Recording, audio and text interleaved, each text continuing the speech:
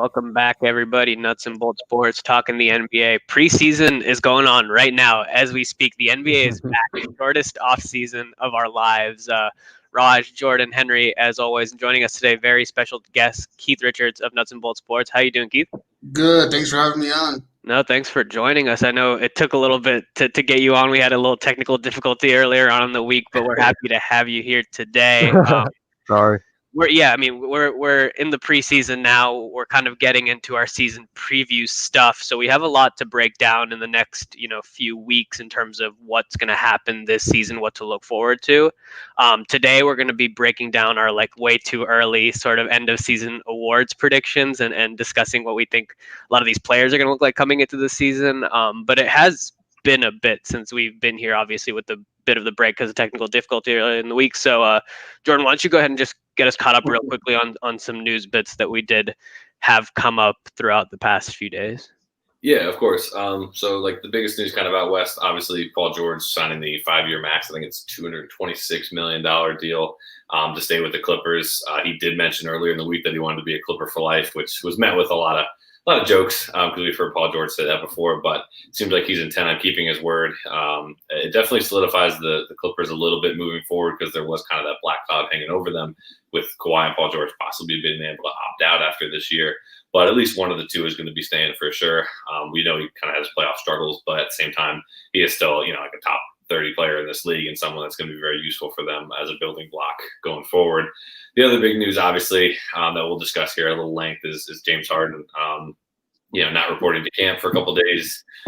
Now it looks like he just got there. He's going through his testing now and is going to be joining them hopefully in the next couple of days for practice and whatnot. But I guess he went to Vegas, was there for Lil Baby's birthday, hung out with them, basically just kind of no-show in the beginning. And to be honest, it's pretty disrespectful. I understand that he expressed his desire that he wanted to be traded, and certain guys, especially at a superstar level, you do get to that point in time.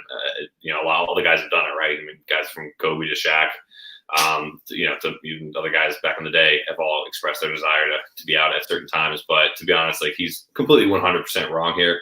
I understand you're frustrated that you haven't reached the level of success that you wanted to with the Rockets franchise. But it's not like they are kind of hanging you out to dry. They've made a ton of moves. They basically bend the knee for every situation. They've gotten you everybody from Chris Paul to Russell Westbrook to now John Wall. Everybody that you said you wanted to play with, they brought in. Daryl Morey did a pretty great job over the years, making a ton of trades, scraping the bottom of the barrel, bringing in guys like Austin Rivers, Daniel House Jr., basically turning crap into a souffle. Pulling these guys out of nowhere. They did everything from going with big man Dwight Howard. They went small ball with PJ Tucker and kind of everything in between with Clint Capella. They've done as much as they can, really, as any franchise would do for a player, as they've done for James Harden. And I think it's just really disrespectful. He's basically spitting in their face saying, I don't want to be here, trade me, showing up late. It's very disrespectful. It sets a very poor tone. I feel bad for Silas, the head coach. Guy's getting his first gig and, he has to deal with this right away. It's childish. You got to show up and do your job. You're getting paid millions and millions of dollars, and you're also part of the reason why you haven't had the playoff success that maybe you wanted. You're James Harden, the guy who no-shows in a ton of big playoff games over the years. I mean, we have just a running record of all these terrible performances. So if there's anyone to be upset at, he should really look in the mirror first.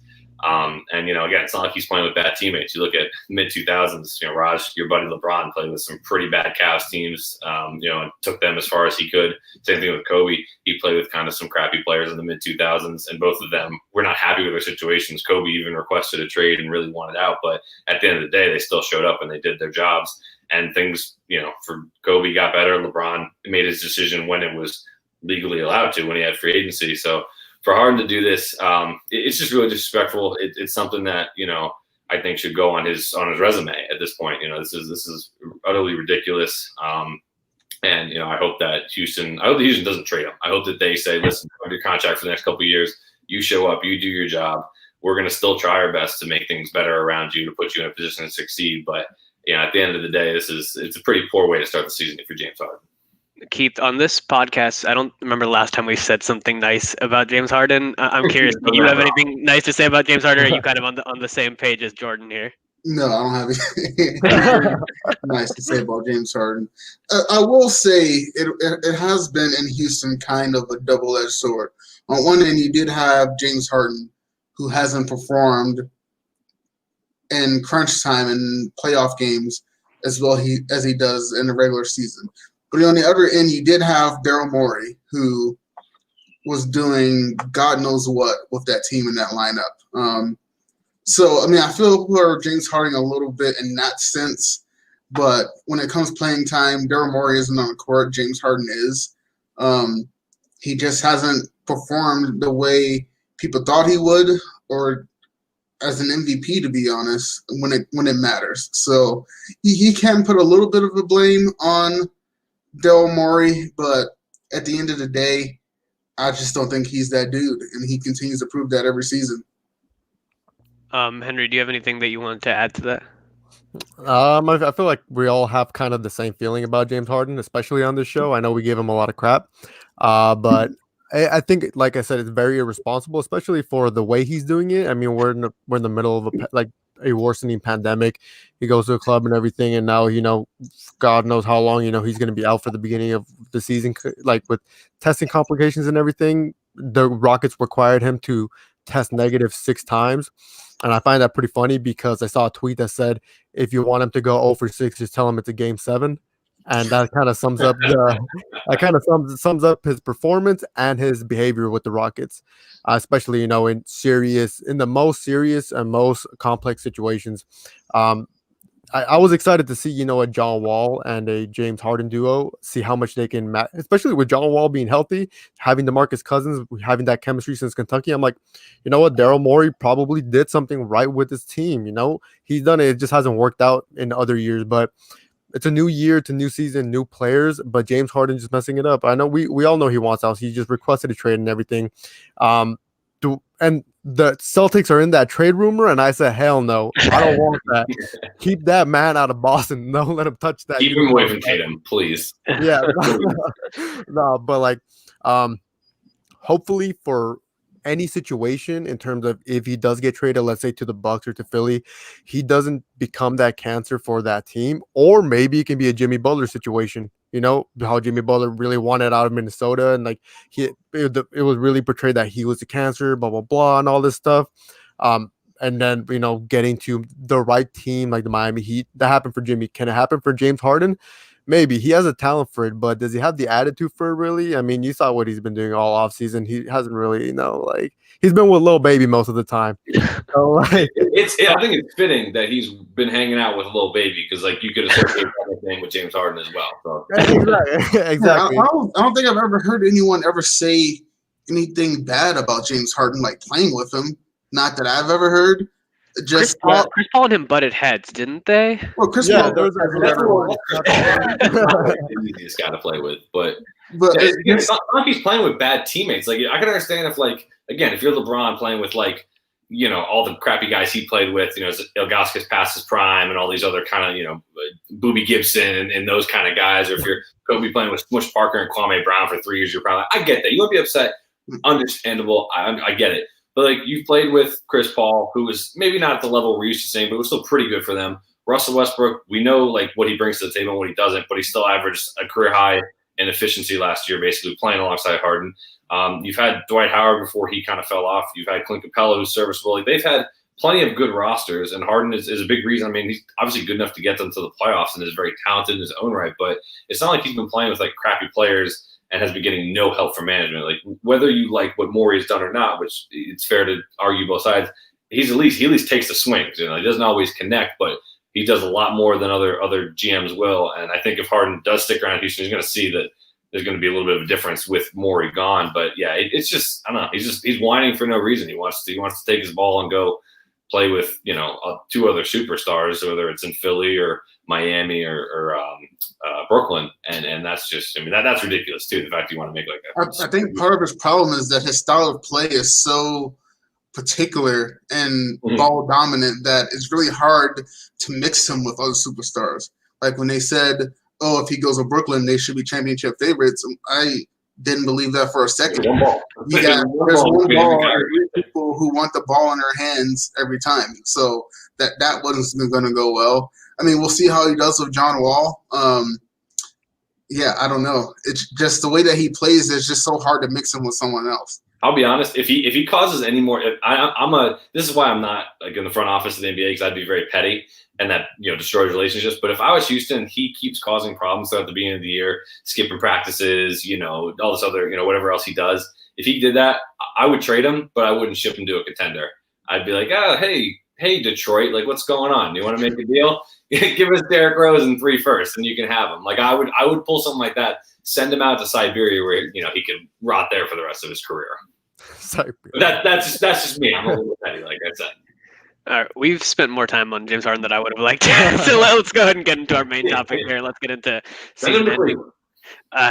You all know how I feel about James Harden, so I don't have anything to add to that conversation. But yeah, let's go ahead and get into season ending awards. We're going to get into Eastern and Western previews down the road, but we thought it would be fun to start off with like some player awards. Obviously the sort of big stuff that you see coming at the end of this season, and let's just kind of break it down one by one. And let's start with Rookie of the Year here. Obviously, this is a bit of a mixed rookie class. Keith, I'll ask you, what did you think about this rookie class coming in, and then of that lot, is there a certain player that you see standing out? Is there a fit that you see standing out? Who's your prediction for Rookie of the Year here? There wasn't a player that, there's been players that come out of the last several drafts, like your Zion Williams. There wasn't a player like that in this draft, I don't think. I think the one player who has an advantage because he has played overseas and probably will win Rookie of the Year, as much as I despise that family, is LaMelo Ball. He has the experience. They're playing on a shortened season. He's not going to – hopefully he wouldn't take too much time to get up to game speed. He has played some professional basketball, not the NBA, obviously, the National Basketball League in Australia. But just given the circumstances of how this season is going to play out, I just think he has the experience and the advantage to be able to run home with that award, one would think. Yeah, that was something that we discussed a lot of going into the draft, was the fact that he had professional experience. And although it is in Australia, the National Basketball League over there in Australia is, pretty comparable to some of these other international leagues that a lot of these players come from. So I think that certainly puts him a cut above the rest of the sort of college group, I would say. I think he certainly has a good shot at this. Henry, who did you have as your Rookie of the Year candidate? Yeah, I'm gonna go with what Keith said, but here's why. Here's why I think LaMelo Ball is gonna be the Rookie of the Year, because not necessarily because he's the best player, especially out of those top 3 picks with James Wiseman and Anthony Edwards, but because he's in the right position to win Rookie of the Year. James Wiseman is gonna play again with Steph Curry, who completely overshadows him in whatever stardom he's gonna have his first year. Anthony Edwards is playing alongside D'Angelo Russell and Karl Anthony Towns, other 2 all-stars caliber players that are really going to take away the shine from Anthony Edwards. Who's LaMelo Ball playing besides a Gordon Hayward that's been shaky, the past 2 years? Devontae Graham, who's an all-star caliber player, but he's not an all-star yet, at least. So LaMelo is in the right place to win this award. To make the playoffs, no. I can't really see him leading the Hornets to the playoffs this year, at least, but enough to win Rookie of the Year because he has the right guys around him in the worst way possible, I guess, because he's going to be managing a lot of the offensive load, because I can see the Hornets really running the offense through LaMelo Ball, and that's what Rookie of the Years do. LeBron didn't make the playoffs his first year, but he won Rookie of the Year. Why? Because everything ran through him. So LaMelo Ball might be in that same situation. As Keith said, as much as I hate to say it, but that's my guy. Henry still has a little bit of that Gordon Hayward PTSD too. I think that's what's coming into play here a little bit. I'm over that. What about you, Jordan? Who you got? Well, I just want to point out that Henry just compared LaMelo Ball to LeBron James. So no, Keith and Henry hit the nail on the head. My answer was basically a combination of both. I think, and Henry's right saying that it's going to be the right situation for him, and that's really what it's about for Rookie of the Year. It's not always the most talented player or the quote unquote best rookie. It's someone who's in the best situation and playing on that team with Hayward, who doesn't demand a ton of shots. And I think he's going to play a little bit more than Graham, and I think Rozier is still there as well. But I think he'll still get his fair share of playing time and minutes and everything. And like I said, there are other guys that I'd like to pick for the award. But as what Keith said as well, he's had some overseas experience playing against adult men in the National Basketball League as well, so that's going to benefit him. And I think he's going to be able to put up the good counting stats that matter for Rookie of the Year. So we're going to see, like, he may average 13, 5, and 5, which is pretty good for a rookie. And we'll look at his analytics and his those deep metrics and stuff, and they're going to be terrible. Like his defense will be like Trae Young's, and it'll be all sorts of stuff. But you're just going to see the counting stats and be like, oh, I put up 13, 5, and 5. He shot 38% from three, and people are going to be okay with it. So I think it's just a good situation for him. I had to get the token Cavs reference here, and the Cavs are not winning any other awards, so I had to pick Isaac Okoro for my Rookie of the Year just because I had to mention the Cavs at some point in the podcast, and I didn't see, I don't see Andre Drummond winning Defensive Player of the Year, unfortunately. So that's the only reason I went with that. But I think you all make great points. This was a bit of a joke answer for me, but I did want to get my Cavs plug in somewhere. If I had to put money on it, I'd put my money on Ball just because of exactly what you guys are saying. The professional experience just makes such a big difference, I think. And there are some other rookies coming into this class who are coming from international play who play professionally, who I think are actually going to surprise us. And we talked about a few of them on that draft episode. So go back and watch that from a couple weeks back. But I think these guys that come into the league with some sort of professional experience, they're just a cut above the rest. I think the professional game is so much better than the college game, if I'm being completely honest with you all here. And I think that LaMelo certainly does have the best shot at it. Let's go ahead and get into most improved now. This one was pretty tough, just because I feel like a lot of my most improved contenders ended up sort of being in the race last year. Brandon Ingram being the sort of top candidate, and he obviously wouldn't want it. So if he was the guy that I saw sort of making a progression over a couple of years in New Orleans, not after that first year after the trade. So that was pretty impressive on his part. I ended up going with SGA just because I feel like what he's going to take away from Chris Paul having been there and played with him. I feel like he's learned a lot from playing quote unquote under Chris Paul. And he's one of these players that's sort of on the fringe of being an all-star candidate. I think he certainly has the potential to be there. I don't know if his team is necessarily going to be good enough to achieve that this season. But I think that he's the kind of player that can take what he's learned from Chris Paul and make that leap and become the sort of quote unquote star, or at least a leader of a team that I think a lot of people have expected him to become over the past couple of seasons. Jordan, who you got for your most improved? Yeah, that's actually a great pick. I didn't even think about SGA, but I think those points are excellent. I won't just copyright it and steal it right away, but I very much like that pick. I kind of hemmed and hawed all week. I started off with Kelly Oubre Jr. because I think he's going to take over, maybe not necessarily the same playing style, but he's going to get the chunk of the shots that Klay Thompson would have taken. And I think him playing in that Warrior system could put him in contention. But the more I kind of read on stuff, some of the other so-called experts, and kind of did my own research, I lean towards Dejounte Murray out of San Antonio. His numbers, it's partially, most improved is like two parts, right? It's, the statistical numbers jump from year to year. We like to see oh my God, he bumped up his, scoring 10 points a game and he's still shooting the same percent. We like to see that. And also the team success as well.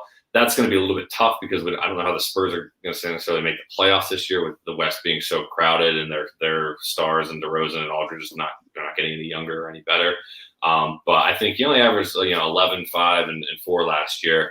So I think if he gets an uptick in minutes and shots and kind of gets a bigger piece of that offensive pie, he's already a fantastic defender. So that's going to work in his favor too. People are going to see him as a more complete player, especially if he starts scoring more and kind of getting more attention. You know how it works. ESPN in these spots, they only put guys who play offense on TV and give them more mention. So if he does that, his whole complete game, I think, is going to speak for itself, and he'll have a chance to take home the award. But you're right. It's so hard to project.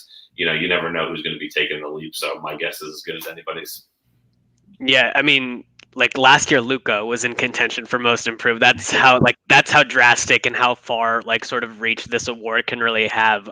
Keith, did you have somebody that you think can maybe make that leap to an all-star level? Or are you kind of looking in the lower bucket of the league? Kind of I don't want to say the players that we picked are in the lower bucket of the league, but they're not sort of all-star candidates like a Luka is. Where did you sort of pull your guy from? I did actually go and think about the Luka route, considering how he was considered last year, and thinking of a player who could take that same trajectory. maybe not the same exact trajectory. Little bit of a homer pick, I have to admit. I love it. I love it. I think Jamal Murray has a good possibility to win the award this year.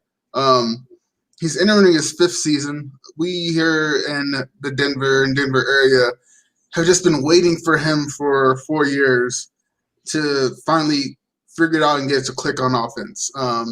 He's had flashes, but I feel like last year or last season in the playoffs is when he finally figured out that when he wants to be, he can be the best, if not one of the best players on the court. Just that performance that he had in the playoffs was just simply outstanding. I think he takes those 3-1 series comebacks that they had and translates that finally into a full season of work. And when he puts that together, the numbers are going to look good. I think because his performance is going to be so good, and I was on with Monty, I said Denver's going to be the number 2 seed, and I think that's going to propel him to being the most improved player.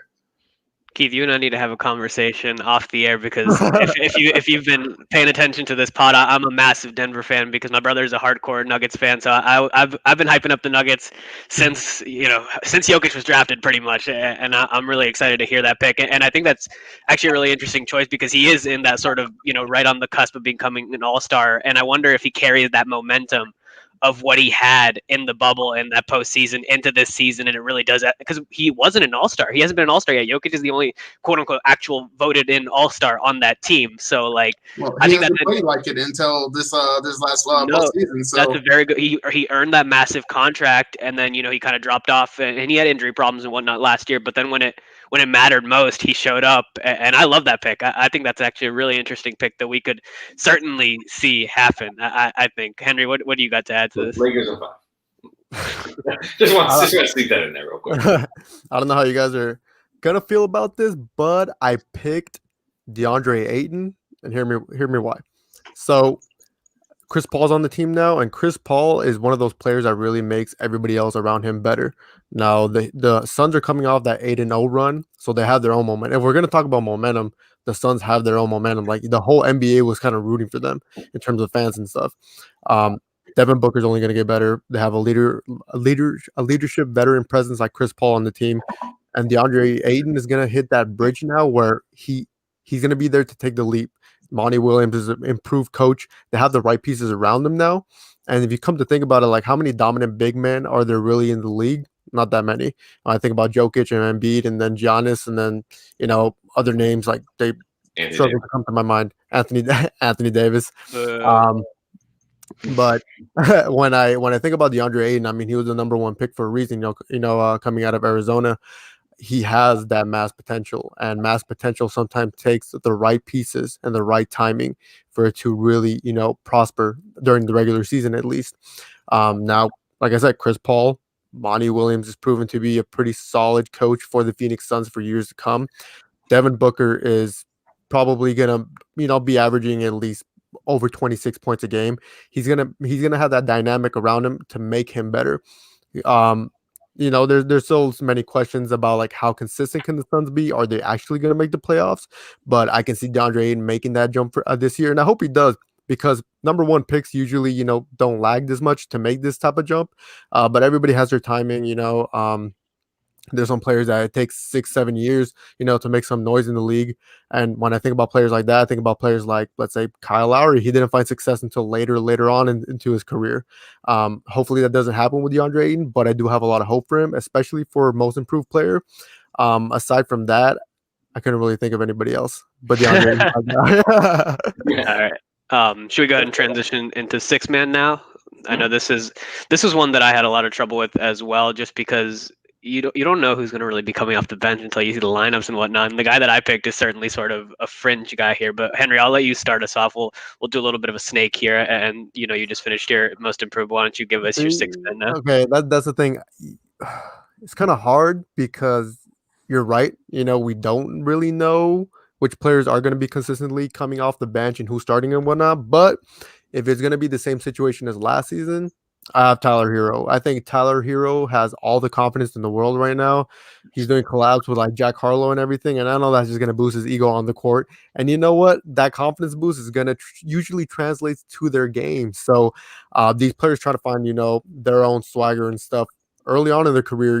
That gives them that leeway to really like just excel their full potential on the court. And I feel like I was about to say Jack Harlow. Tyler Hero. Tyler Hero found that super early in his career.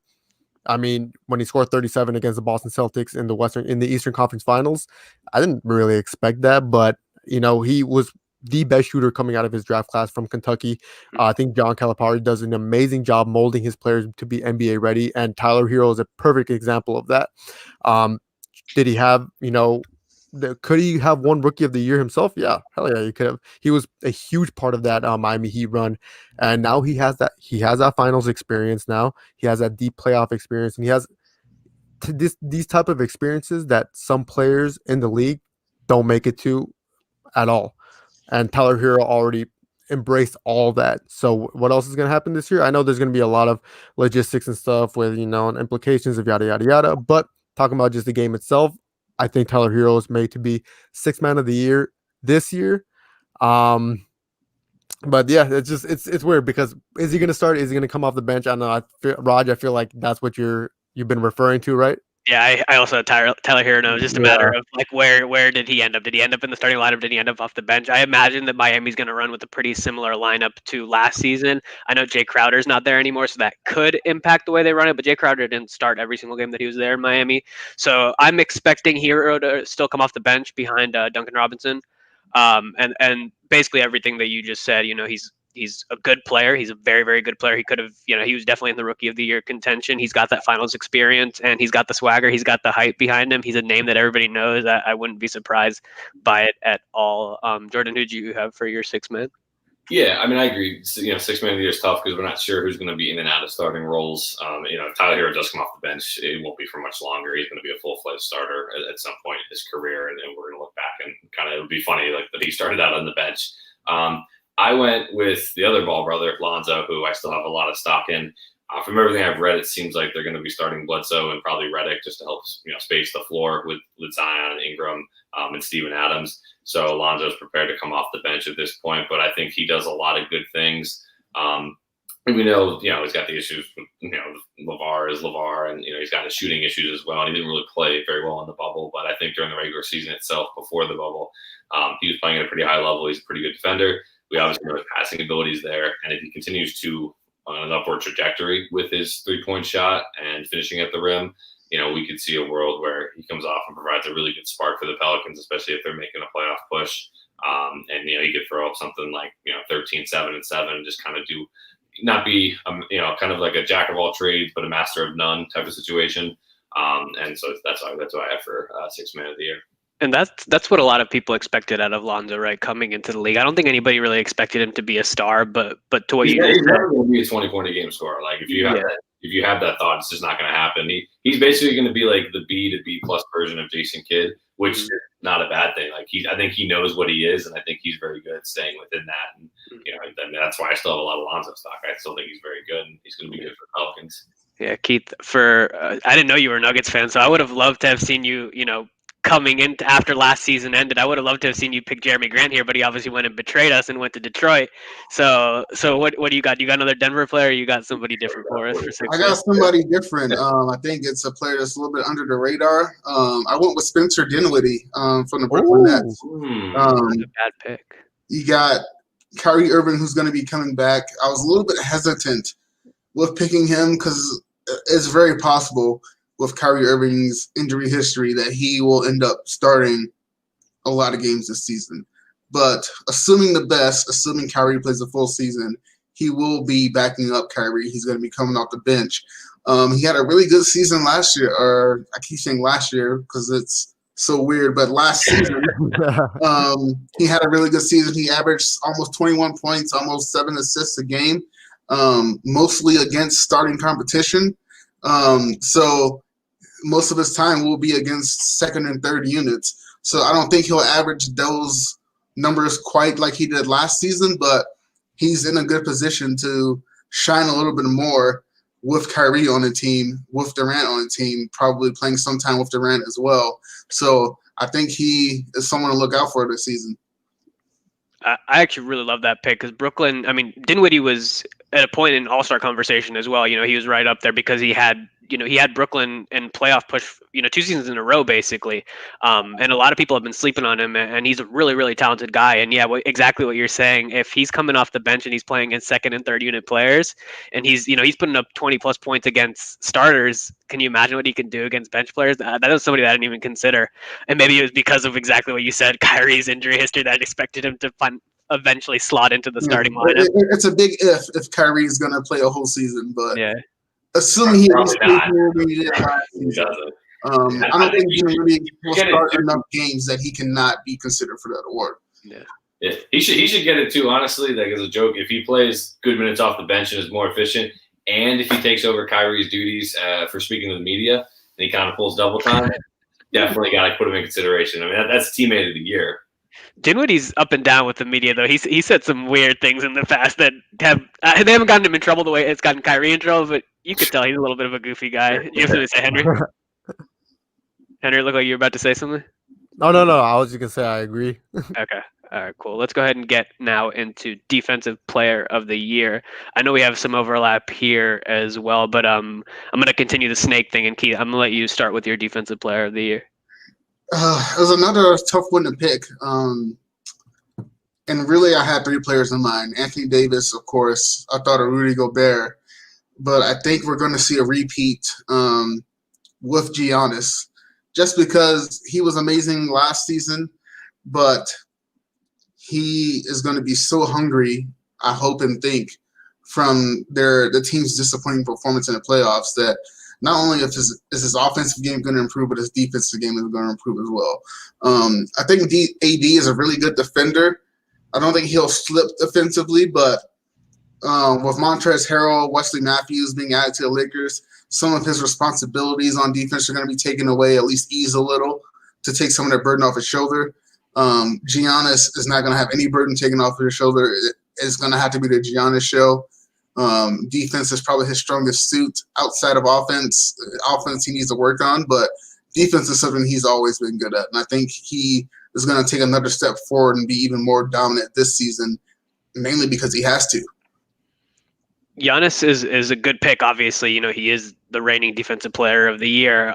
Something that we've talked about on this podcast a little bit is voter fatigue and whether that impacts Giannis's sort of case in the MVP race, but also how does it impact him in the Defensive Player of the Year race? Is Milwaukee as good as they were defensively last year? Imagine they take a step up because they got Drew Holiday. Does that bolster Giannis's chance at winning Defensive Player of the Year? Henry, do you think the voter fatigue only plays a cause in like the MVP race, or do you think it also influences the DPOY? And then who is your pick as well? I think it does, because remember when Dwight Howard won Defensive Player of the Year like 3 years straight?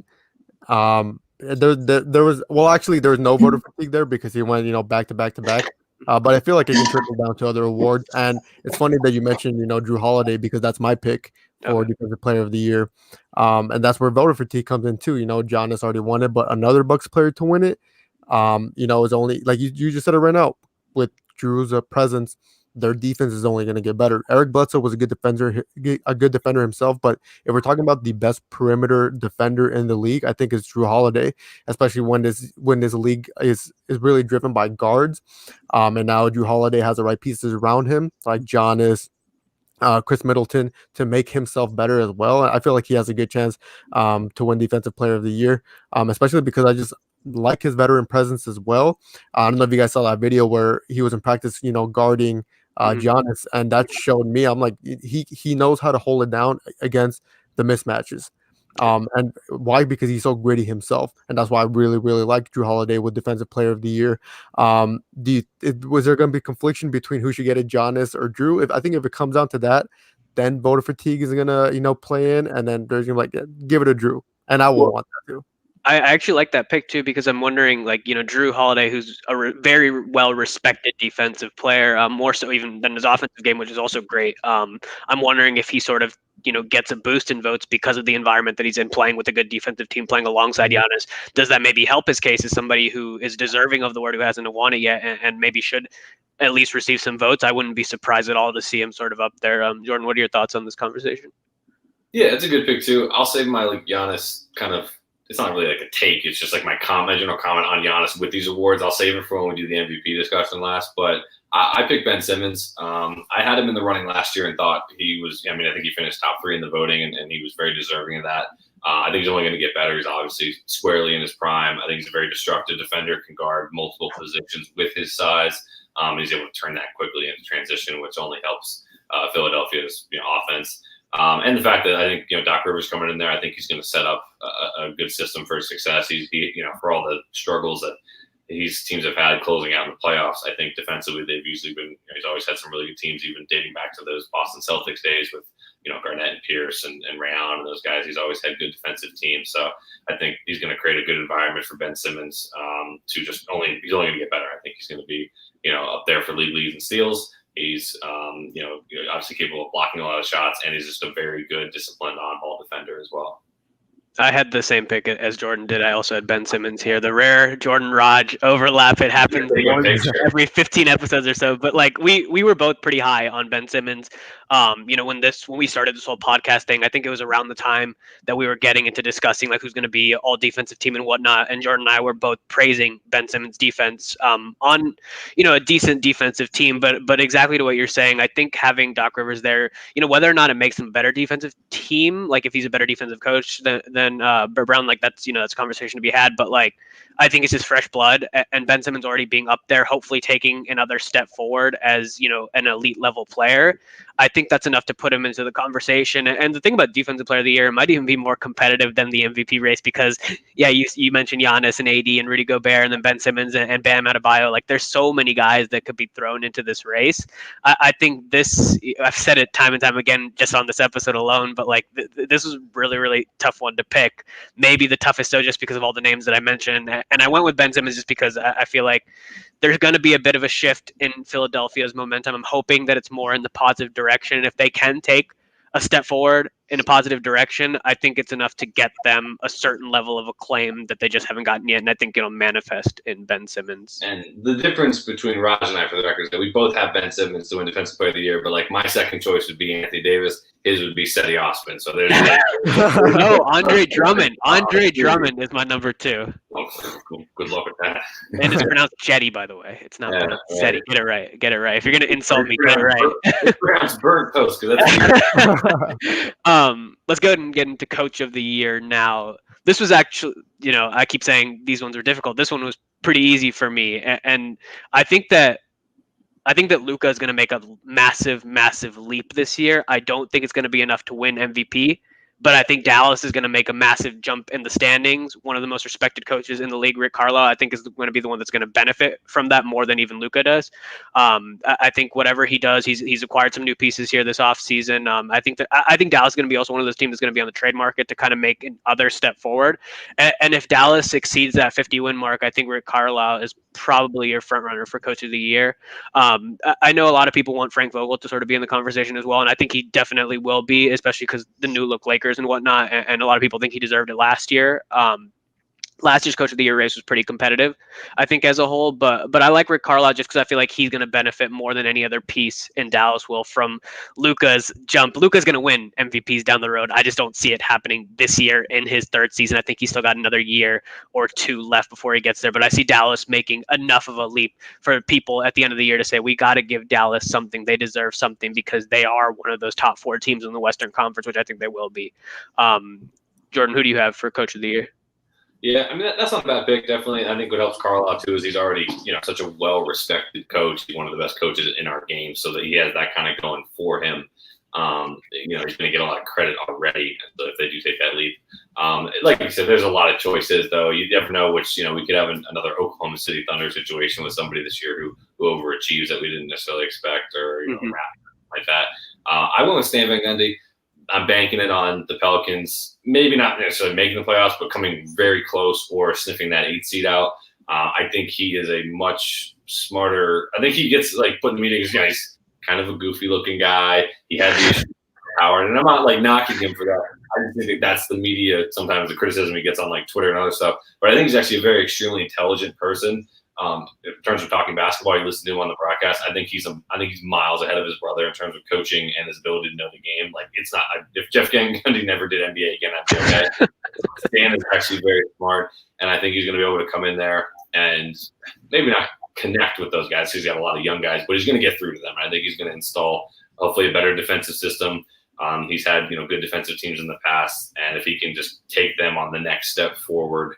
And I think if they're able to make the playoffs, I think that really puts them in the running. If they can get close, he'll have to do some work or he'll have to have some other teams not do as well. But I think he'll be next, come a couple months from now. But I could also see like 6 other guys winning it. I love Stan Van, and I would have loved to have picked him for this award. Build a wall, Raj.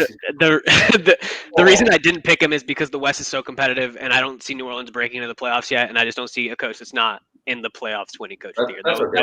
Just shoot me down. It's fine. Just say you want to. Keith, who did you pick for your coach of the year? I kind of thought about some coaches in the West, and I had to pretty much eliminate all of them because every team's not going to look good compared to the Lakers. You're not giving us Mike Malone? You're not giving us Mike Malone here? No. No.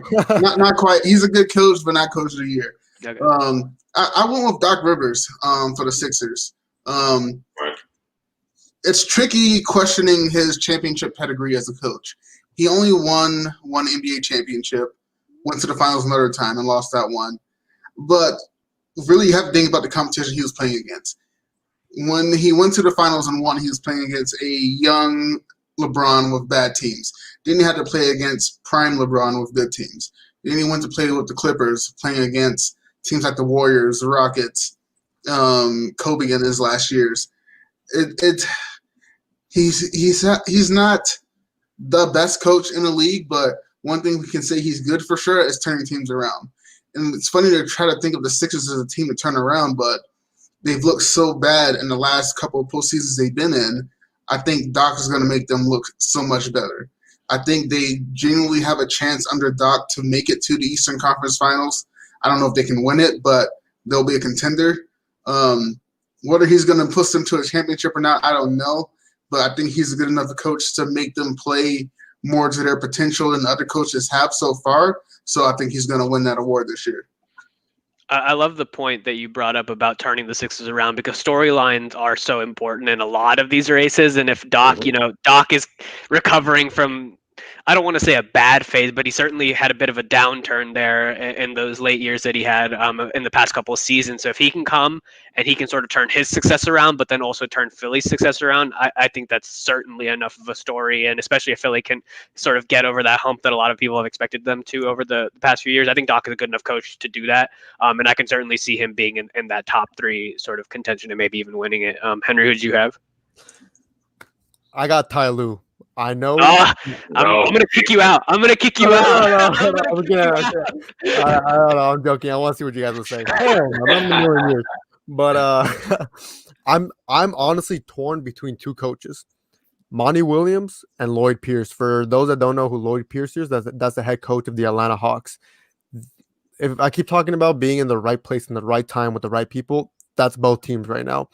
Rondo's coming off a championship. They got a Bogdanovich. They got these players like Trae Young are going to keep improving, and now they're going to get a new version of Trae Young that's only going to level up from last season.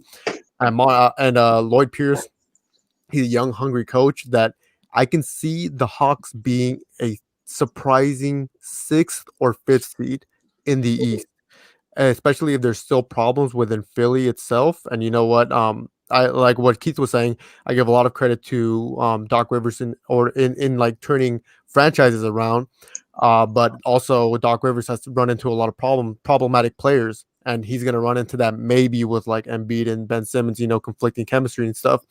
But I feel like the Atlanta Hawks, they're in a great position right now. to make not only make the playoffs, but to have that OKC type of season that a lot of people are still overlooking that team, but they can make a lot of noise. And the reason why I'm so torn is because Monty Williams has the perfect pieces now, not only to make the playoffs, but to be a real contender. To be a real contender, at least for the 4th or the 5th seed, especially because they have improving players. Chris Paul has so much left in the tank. He just came off another All-Star season, and he led the Oklahoma City Thunder. So, like I said, if I had to choose one, which is really, really hard, I would have to say Monty Williams for me. Not Ty Lue, Monty Williams. That's a good pick. Yeah, I like that pick as well.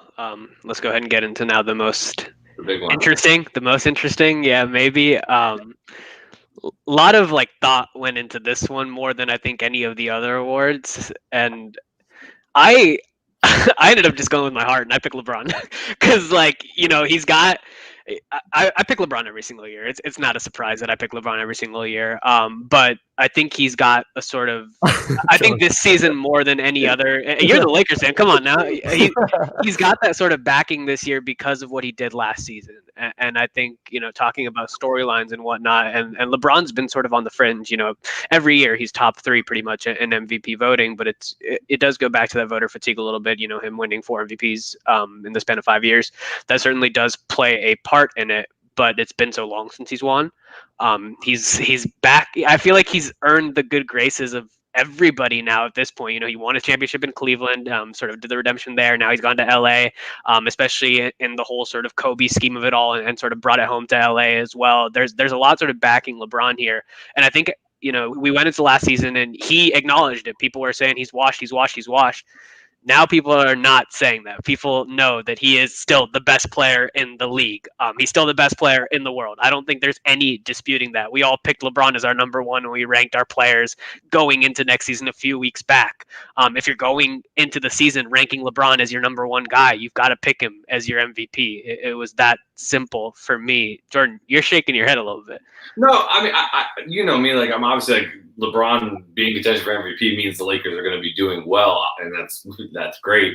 Yeah. I think with, and I've been saying it, this short turnaround, less than 80 days off, I think they're going to manage him they managed him carefully last year. Mm-hmm. In terms of his minutes per game, and they picked a couple spots to rest him. I think with this abbreviated, break, and the fact that he's going to year 18, I think there's going to be a very, very meticulous monitoring of his minutes, of games, if there's going to be back-to-backs. If they do this series stuff, I think you're going to see, there's a 72-game season. I think LeBron, I'd pencil him in for at least 10 DNPs right now. And in a 72-game season, I think that with the media and the voters, that's going to hinder that, because that's going to be the first thing they look at is, hey, this guy's, already missed, a certain percentage of the season, especially, in case if he has any bumps and bruises, if he tweaks an ankle or a groin thing and he misses a couple more games for that, now you're looking at a quarter plus of the season that he could miss. So I think that's the only thing that can derail him. I don't think his play is going to indicate that he shouldn't be MVP. I agree with you there. I just think that the playing time, and it's kind of the same thing with AD. That's why he's not really in my list either. I think he's, they're going to be resting those guys strategically throughout the year to save them for the playoffs. Yeah, that's not a bad point. Who's your pick for MVP? Yeah, so 2 things on MVP, 1 on Giannis and 1 on my pick. Giannis, I think Giannis is going to get shut out of every award this year, partially because of voter fatigue, especially with MVP. We haven't had a 3-time consecutive winner since Larry Bird in the mid-'80s, Henry, Celtics legend. But I think that combined with the fact that we haven't had that since the 80s and the fact that they've flamed out in the playoffs the last 2 years, I think that is just – I think the second that they lost to the Heat, he was eliminated from MVP this year. I think the media, I think he's going to put up fantastic numbers, and he's going to be in the top 5 voting, and he's going to be top 5 voting for the next decade. But I just don't think he has a shot at winning it. Same thing with Defensive Player of the Year. I think they have a lot of good defensive pieces there, so I think he's going to get shot out there. But my pick, back to the main question, I'm going with Luka. I know you just did the whole rant about how Luka's a year away. I think Luka's going to take another big step forward, like you said. I think if they can get to that 3 or 4 seed, win close to 50 games. He's, obviously wonderfully talented on offense. The only thing he really has to improve on there is some decision making and his 3-point shot. That's really all he has left on that end. And if he can just get a little bit better defensively, kind of like Steph Curry, not going to be an elite defender, but if you can become a smart defender, know how to hide your weaknesses, I think he's, he's going to put up 30, almost a triple-double every night, 30, 10, and 10. That's going to look good too. So if they can get to that home court in the West, not only will he be the MVP, I believe if they give it out at the end of the year like they normally do, I think looking at his age, I tried to do the math, I think he would be the youngest MVP ever because he is 20. D-Rose was 22 when he won. Yeah, Derrick Rose was 22 years old and or was he 22 years old and 191 days on the final day where he was picked as MVP. Luka now is 21 years old, 287 days. His birthday is at the end of February 28th. So if you do the math, I think it's going to be really close. It depends on literally when they stop the voting and they give it out. But I think that would also be really cool too, because if anybody would be deserving to take that mantle of youngest MVP, it would look very cool to see Luka get that. So that's my pick. I don't think it's a bad pick at all. I could certainly see it happening this year. I personally just think that he has one more year, but I would not be surprised in any way, shape, or form if it does happen this year. Henry, who's your MVP pick? Yeah, same. I got Luka. I don't think he has one more year, honestly. Yeah. You don't have Kemba Walker? No, Luka. Man, I wish, but it's not gonna happen. But realistically, I have Luka because what Jordan was saying, the last player to win the MVP award in their third season was Derrick Rose. Who's the next in line to do that? Like realistically, it's Luka, especially because in his rookie year, I already looked at him as a top 10 player in the league. The things he was doing, it was so unbelievable, especially because he's been playing professional basketball since he was 16 or since he was super young.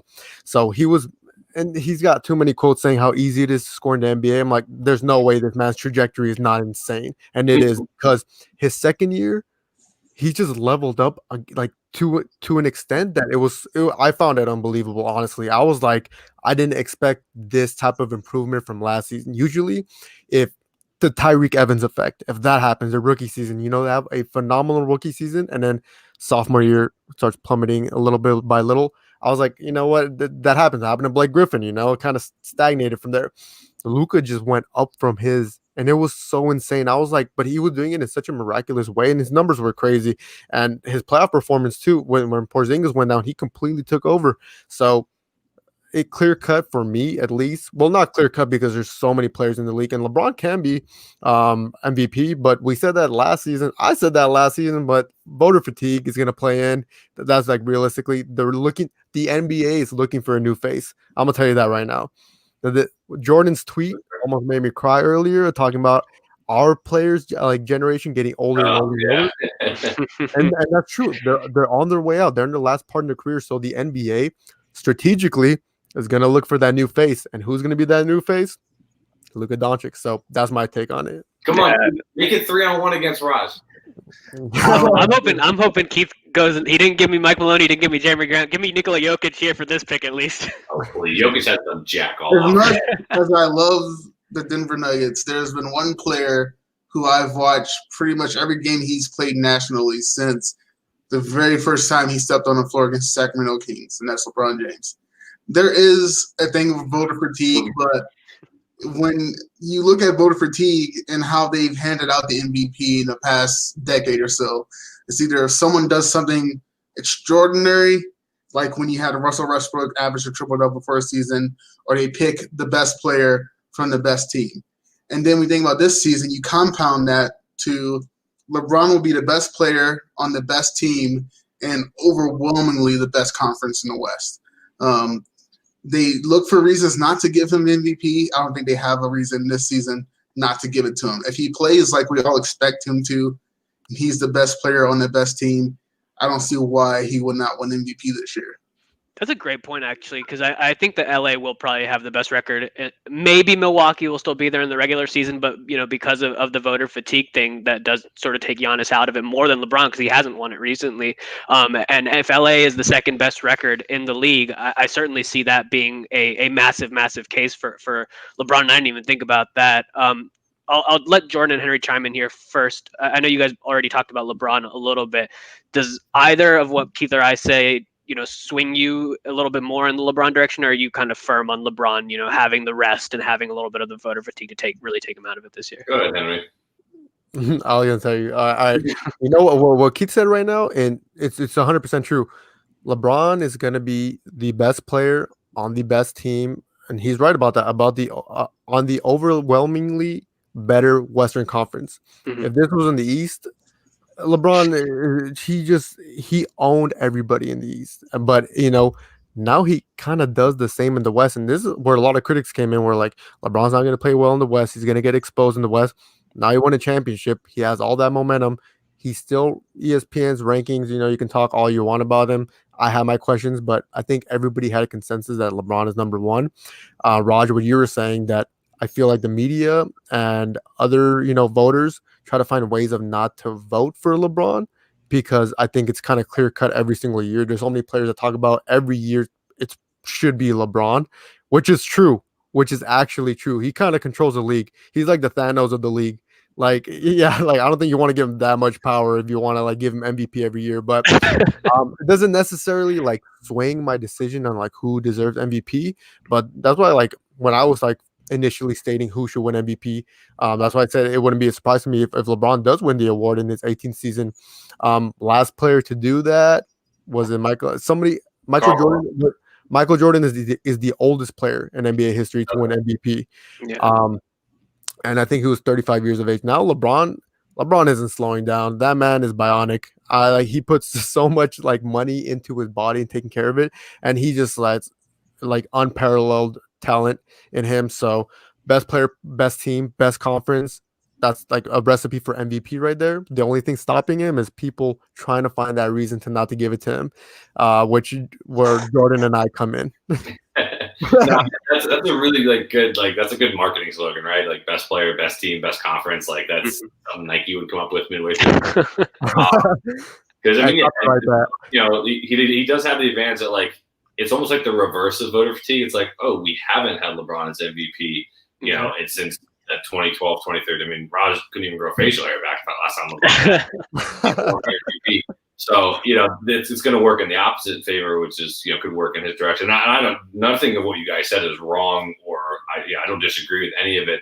I just think from everything I've looked at and just my gut feeling with how they handled him last year, watching a lot of their games, they already were very meticulous with his minutes coming out, at the 6-minute mark of the first and third quarters, getting his rest in the second and fourth at certain times.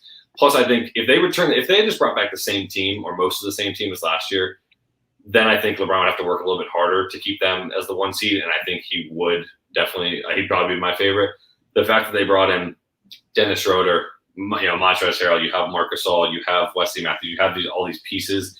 There are going to be nights where, like, no offense, Raj, they play the Cavs or they play the Knicks or some team that's clearly not very good, and they're just going to be like, hey, just take the night off, dude, relax. Like Dennis Schroeder and Harrell and AD can handle this. And I think it's going to be. I think it's literally going to be a numbers game. We're going to see LeBron put up, 25, 10, and 7 again, and he's going to look great doing it.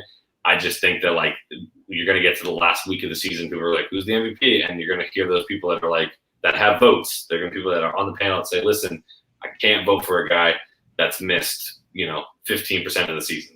Especially in a shortened, year with everything going on. I think that's just going to be the big argument against him. I don't think it's going to be his performance. I think it's just going to be his physical playing time. But I think he's a lock for like top 2 or 3. I think that I completely can go with. Yeah, I guess my only thing with the playing time is, does the media come into the season thinking we have a shortened off season? The circumstances are a little bit different here. Maybe we can afford to give it to a guy who's missed, if he misses 15 more games, I think he's done. But if he misses under 15 games, I think there's still the potential, especially if, to what Keith's saying, they're the best team, best player, best conference. If we're going to talk like missed games, I think also, too, it depends on how the Lakers do in those games. Like if they sit LeBron and they're winning, then it's like, okay, well, I mean, LeBron's obviously very, very valuable. But at the same time, they're still pulling off these wins with, not a lot of effort with, Harrell and Schroeder and these guys. But if they sit him for a couple games and they get upset by some poor teams or, whatever happens, then it's like, oh, look what happens. That it could go either way. I think that'll also play a factor. But we'll see. It's going to be. I think it's going to be a very fun race. We have a short year. We have a short off season. The season, everything's different. It's going to be a sprint for everything, including we'll be here in 3 weeks. Already doing MVP talk. I will say, I did put Luka number 2. On my list. I was going to ask you where you had Luka. That was going to be my next question. ESPN out there LeBron and Steph would be my third because I had him last year and then the broken hand thing. So I want to give Steph one last shot to go off, but I don't know if he's going to do it. It's just kind of my dark horse. Yeah, I mean, in my player rankings, I had LeBron first, I had Giannis second, and I have Luka third, actually. So he does have that power, that star power, that ability to lead a team. It's just what they will face in the Western Conference. If he doesn't improve at the same level from year 1 to 2 that he does from year 2 to 3, he's not going to look that good. And I'm not saying that he can't, but we'll have to wait and see if he does. Yeah. No, I think that's a great point, and I think that's a good place to close this out here. Thank you, everybody, for joining us here on Nuts and Bolts Sports. We're going to continue, like I said, over the next few weeks to have more season previews, predictions, Eastern Conference, Western Conference, all that kind of stuff. But in the – what'd you say? I said Keith will be back. We'll give him another 10-day contract. Yeah, we'll give him another 10-day contract. But in the meantime, Keith, where can people find your writing, your videos, all that kind of stuff? Since you're a special guest, let people know where they can find you before you get out of here. I do pretty much everything on Twitter at 5280 Keith. Got to represent the Mile High. Don't write as much as I used to. I've been mostly doing a circuit on the shows, but you can catch me on No Huddle Necessary quite often. I'm on Monty every now and then, but I do a lot of trash talking on Twitter as well.